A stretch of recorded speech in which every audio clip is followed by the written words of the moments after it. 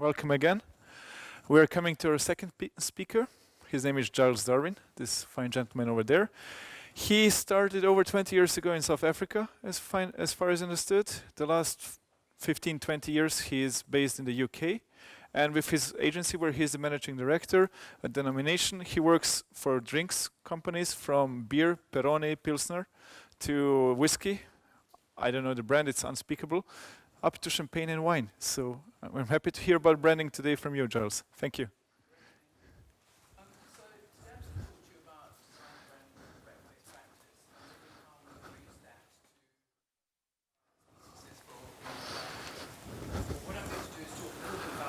First, so you can understand how we've achieved success for our clients.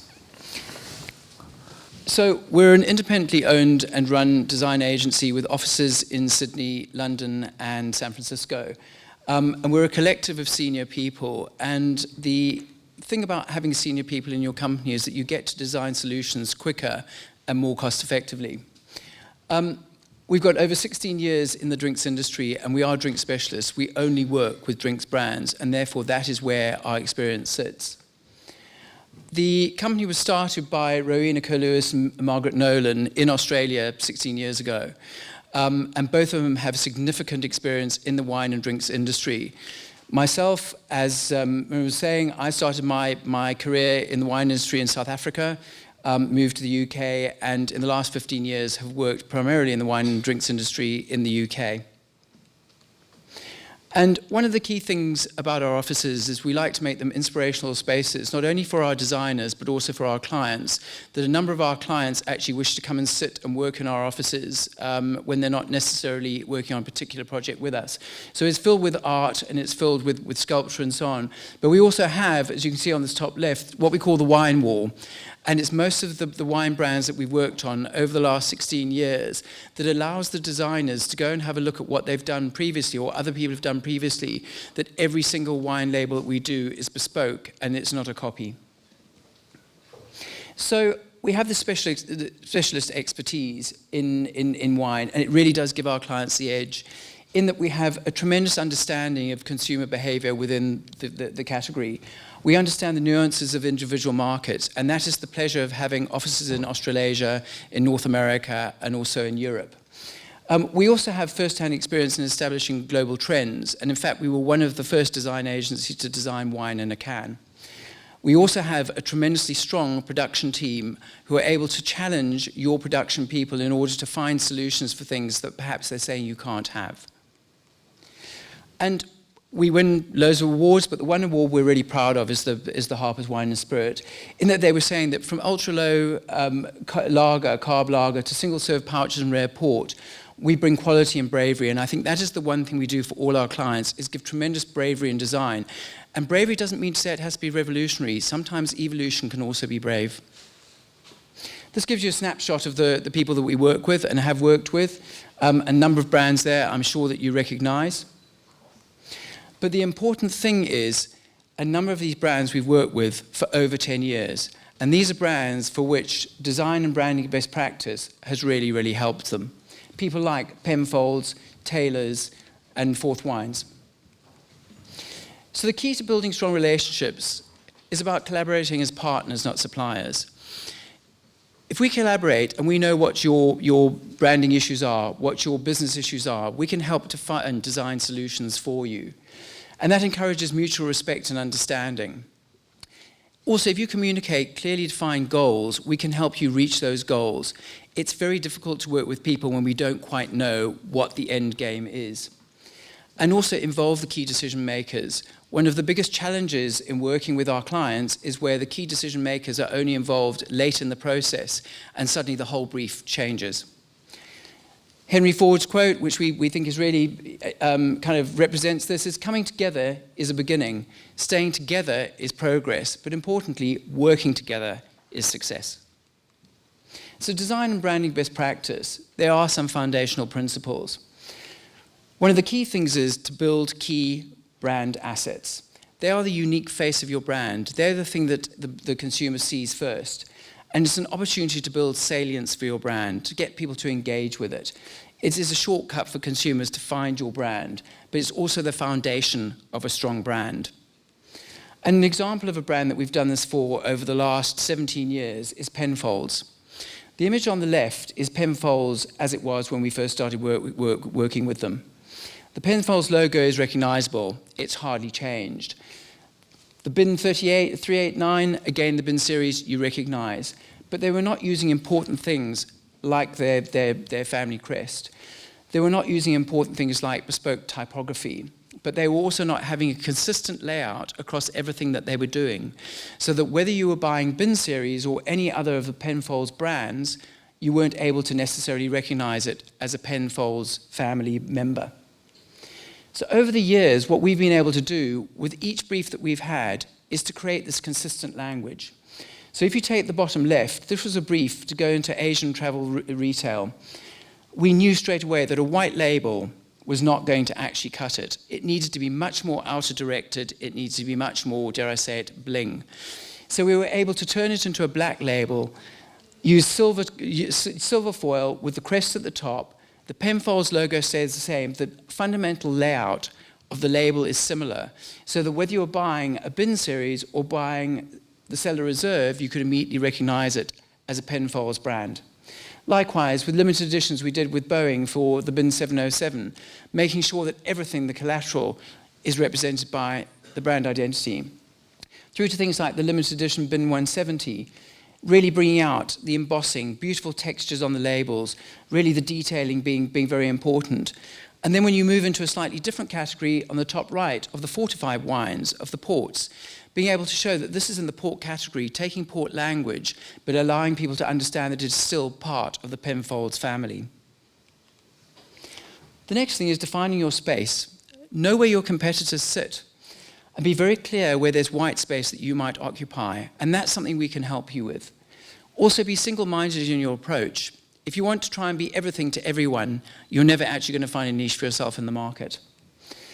And this is a good example of something we did for Treasury Wines. Treasury came to us with a brief that they wanted to go into the market with a sparkling Australian wine at $40, which at that time was unheard of. It was knocking on the door of champagne, and consumers were not going to buy sparkling wine at that level. But we knew that if we partnered with the right kind of person, with the right kind of design, we could actually achieve that. So we approached George Jensen and suggested that we actually do a gift with purchase champagne stopper on top of the bottle. We worked with them in terms of the actual design ourselves. We did the 3D design, working with their engineers, and we created a very stripped back, very elegant bottle and secondary pack. The net result of this was in the first 3 months of sale, one of the distributors sold 20% of their distribution. In 6 months, we managed to sell 50,000 units just in Australia. And this has been an unmitigated success for Treasury Wines. Understand your consumer, know who they are, consider what they want, but also think about what they might need. There might be something they don't realize yet that they do need, but it's something that you could help them with.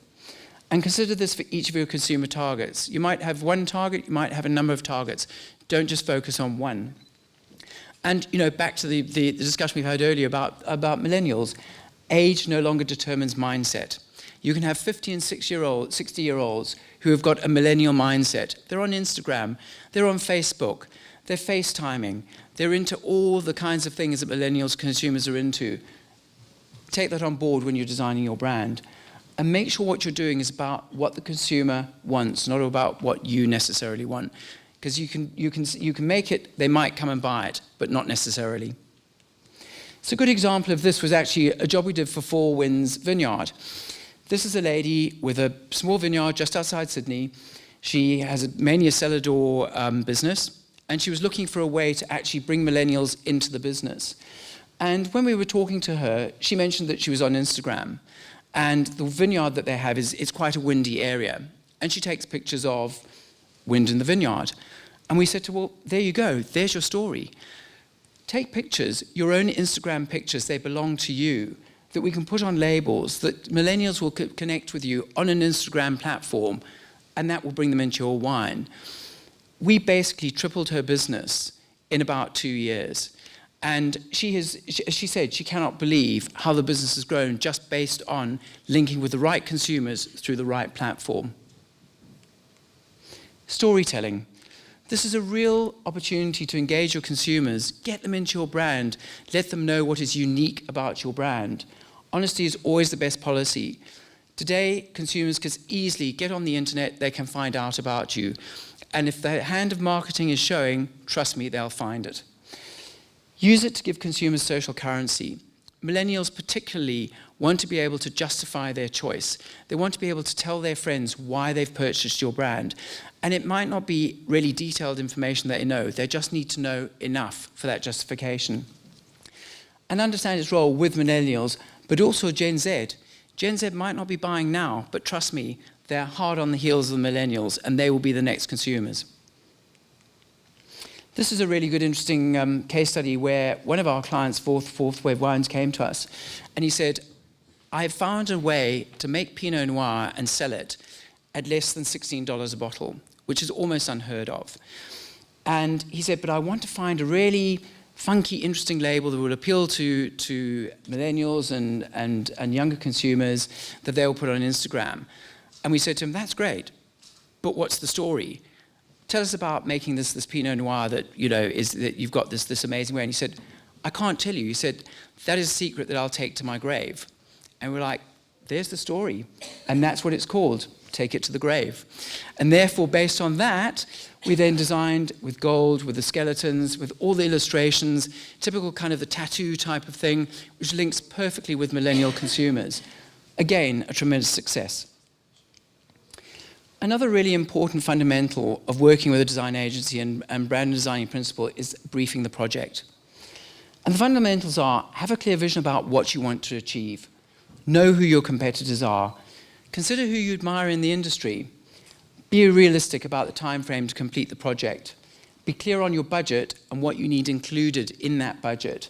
And consider what production constraints that you might have that we may need to look at and overcome. So digging down deeper, often when we start working with clients, we realize that actually it's really important to do a workshop with them. It might be only a couple of hours, it might be a half day, it might be a full day. Because sometimes the brief that they give us is not necessarily clear, but there are other opportunities they haven't identified. And by sitting in a room with them, getting under the skin of what they're trying to do, we can often find some really interesting nuggets, which we can then use as part of the brief. And when writing the brief, using a template can be helpful, and we often give our clients our template, because it allows them to give us as much background on the company and on the project as they can.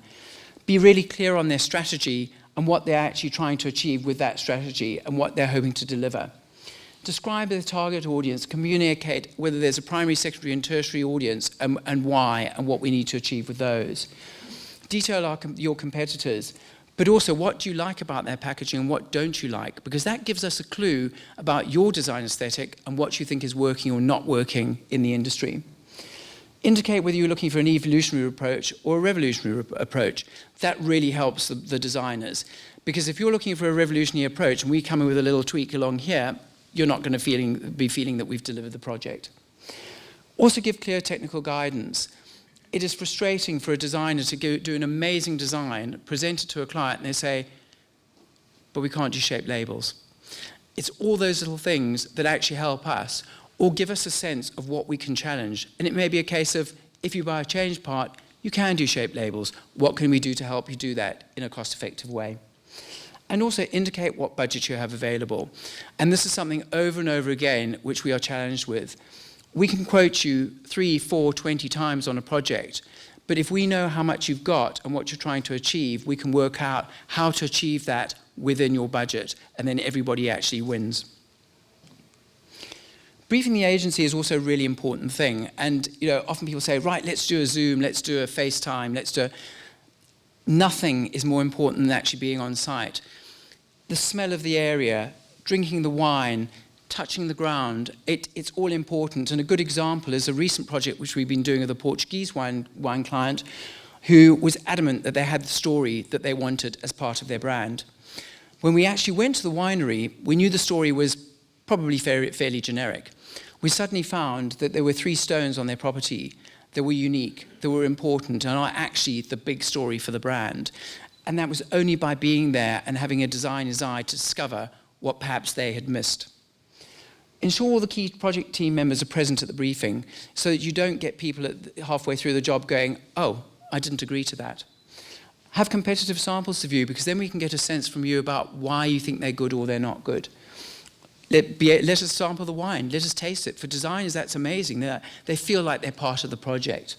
And allow sufficient time for us to be immersed in the brief and ask questions. Because trust me, if there's a good briefing, there'll be lots of questions. This is a good example of us recently on a briefing session in Australia, with the entire design team and the client team talking to the winemaker, asking questions. The amount of information that came out of that was not in the brief, I can't begin to tell you. And that just made it a much, much richer project from the very beginning. Working with the agency. There are some fundamentals here. Again, treat them as part of your team. Give clear and honest feedback.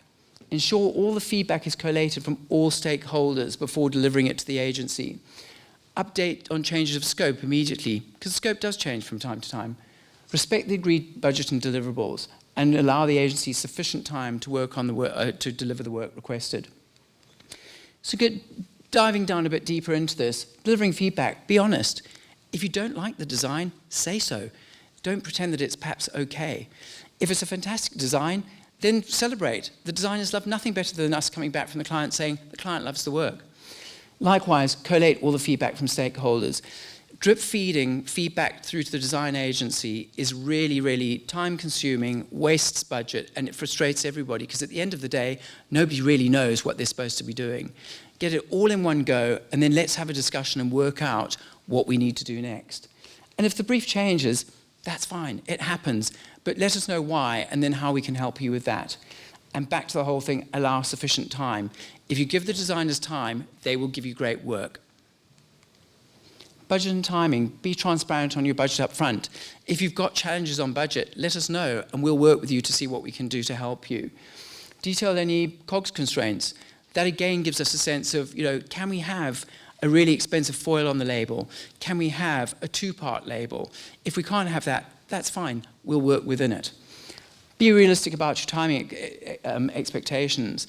I think the one which we've very recently had, which was amusing but sad at the same time, was a client briefing us on a project to deliver a brand new bottle, bespoke bottle and labels, all to be able to deliver to market in 6 weeks. And we were kind of like, you're not going to have your bottle for at least a year. So you're going to miss that straight away. Be realistic. We'll help you where we can, but sometimes it's impossible. And collaborate with your agency. Let us work together. Again, success is about working together. And then this is the one which comes up time and time again, the difference between design and artwork. So many times people say to us, can you send us the artwork files? And we're thinking, but we've only just started this project. They are fundamentally different and they require different skill sets. So this gives you an idea. The slide on the left, the image on the left, is a design file. The paper label is probably about the right size. The colors are most likely Pantone colors. Those are all things which we will have presented to you as part of a design stage, but it's not ready to go to print, which is what artwork is. The one on the right is artwork, which has got all the PMS colors, the Pantone colors, the label sizes, the foils, all the references. You can send that to a printer and they can print it. And knowing the difference is really, really helpful, because if we suddenly get told we need artwork, there's a panic in the studio to suddenly get artwork out, and then we get the client going, oh, no, that's not what I wanted. I just wanted to see what the design looked like. The cost of that is tremendous, because artwork is an absolute skill. The art workers can spend 2 or 3 days doing something like that, making all the line work perfect, making the sizes correct. Sometimes you have to warp the design because of the curvature on the bottle. You don't want to be spending that budget, trust me, until you need to. And above all, and that's the end of it, have fun. Have fun with your agency. Enjoy the whole project and involve them. Make sure you're part of a team. Thank you. Thank you, Giles. I'm sure there are questions to this. I at least know a few people who should ask questions here. So. Please shoot. Okay, so I'll take it from here. Oh, please.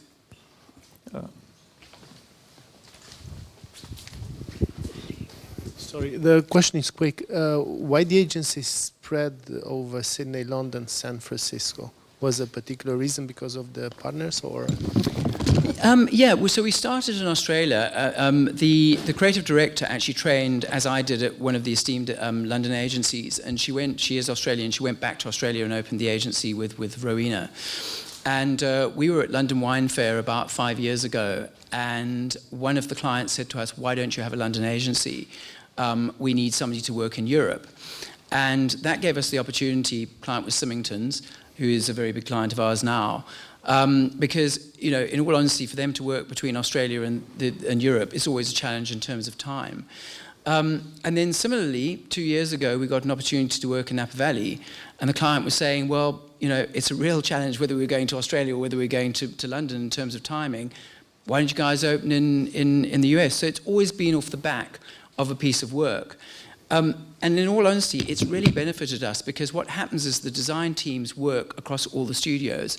So if a design piece of work comes in Europe, you will probably find that designers in Australia and San Francisco will work on it, as well as the European team, because you get that tremendous sense of learning and cultural influence from all over the world, that you start to see how that can actually be internationally applied. So, yeah. Thanks.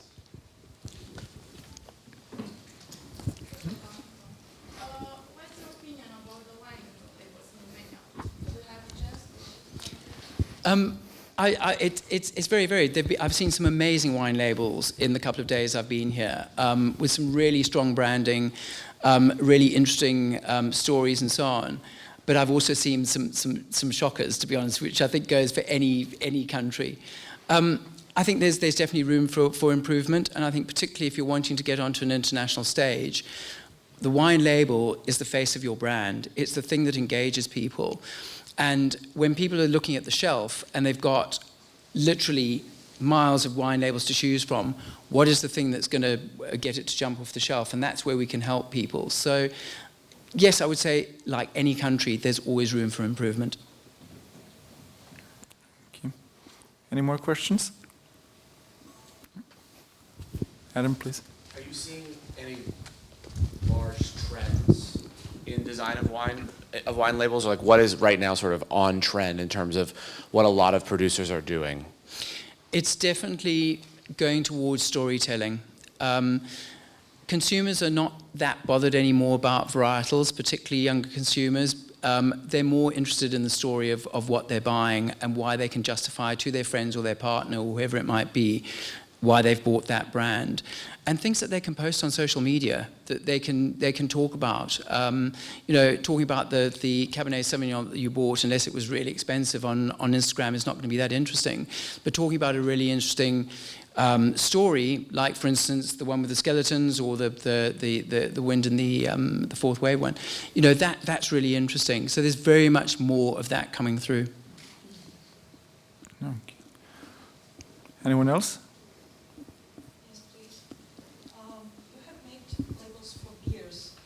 Yes.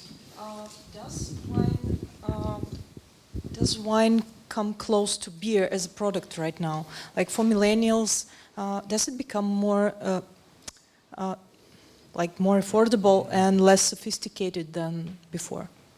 In terms of beer being less sophisticated? No, I mean wines for millennials.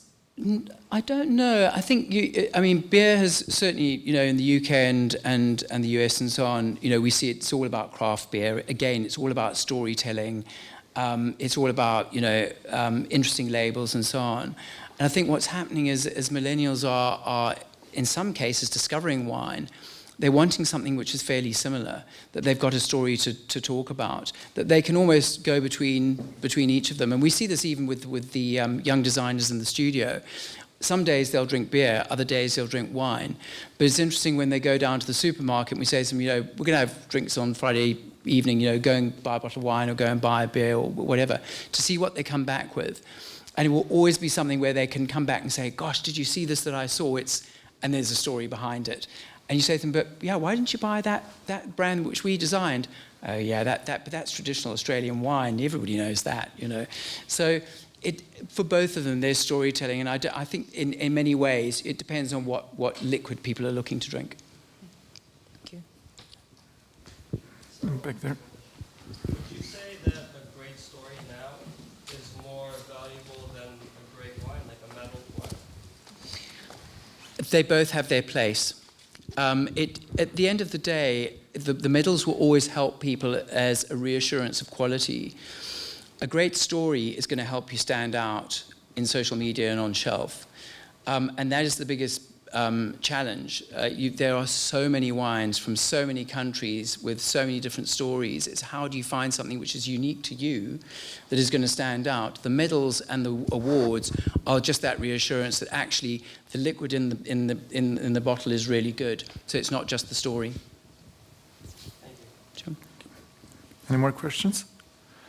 I have a question because we are working in the meantime with the third branding agency on our project. The first two ones obviously failed. What's the hardest part for you as an agency working with, let's say, complicated artists like winemakers and wineries are? I think the hardest part is actually really getting the story, finding that unique story, because everybody thinks that their story is unique. But when you start to talk to them, very often it's not actually that unique. It's a slightly different spin on something that everybody else has done before. It's finding that one little nugget that no one else can have. And sometimes it's quite hard. Sometimes it's maybe not even there. And you've then got to dig a lot deeper to find it. But that is probably the thing. And for the designers, when you find that, it's gold dust. Because then suddenly they can do something amazing for the brand. Okay. And one last question from my side. What was your favorite project so far in your career? Gosh. I would probably say, and I can't tell you what it is, it's a project we're doing at the moment for a winery in Portugal where a couple have bought this vineyard. The vineyard has not been selling wine for 10 years. The winemaker's been on the land for 10 years. He's kind of been selling the grapes and so on. And we've been given the opportunity to find a really unique story for them, to design the wine labels, to design the port labels, create a brand from scratch, basically, that will come to market in the next couple of months. And I think the most exciting part about it is seeing the look on the clients' faces when they finally have the design in their hands and they realize that their dream has actually become a reality and they can actually have something that they can be proud of.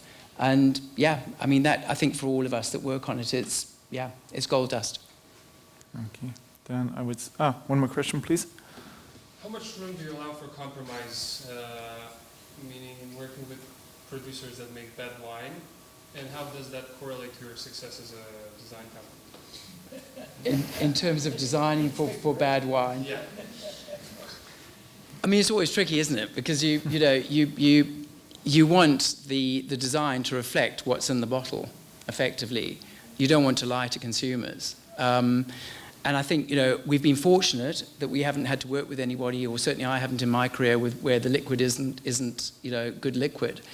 I think we would have to have a really good conversation with them and say, is this really the right thing to do? But we've been honestly lucky. I mean, certainly in 25 years, I've never had a situation where I've tasted something and thought, oh, that's going to be a problem. So, we'd have to have a conversation. One last question, just remembered. Have you had any clients from Eastern Europe, Romania? Not from Romania. We have had clients from Czech Republic in beer.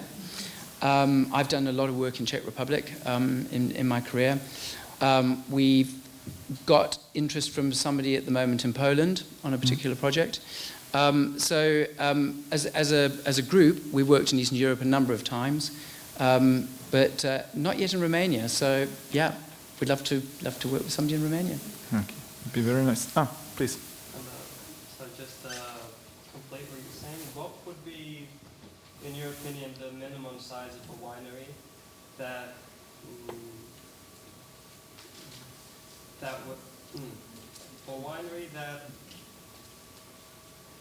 would work with you? in the sense that they would be financially available to There's work no, with an international company. there's no minimum size. We work with the likes of Treasury and Penfolds and so on. We work with really, really small clients who, in one particular case, virtually didn't have a winery. They were starting from scratch. And if I look at the one in Portugal I've just described, they're really small. They're really, really small. Really small budget as well. And that's how we've actually built really strong relationships with our clients. In many cases, some of our clients have come to us when they've been tiny with virtually no budget, and we've helped them build their business over a number of years so that they are now reasonably sized players. We see ourselves as partners. We don't, if somebody comes to us and says, I've only got this little bit of budget, I can only afford to design one label, we're not going to say, we don't want to work with you. We're going to say, great, how can we work together? How can we build your business together? Because it's great to have the balance of both. And actually, the smaller clients are ones you can often be more creative with, and the designers can have more fun with, than the likes of Treasury, who are a big client. They can't move very much. Everything is in incremental stages. Okay. Anyone left? All clear now? Then I say thank you very much, Charles. It was amazing. We learned a lot, and happy to have you here in Romania. Thank you very much. Thank you.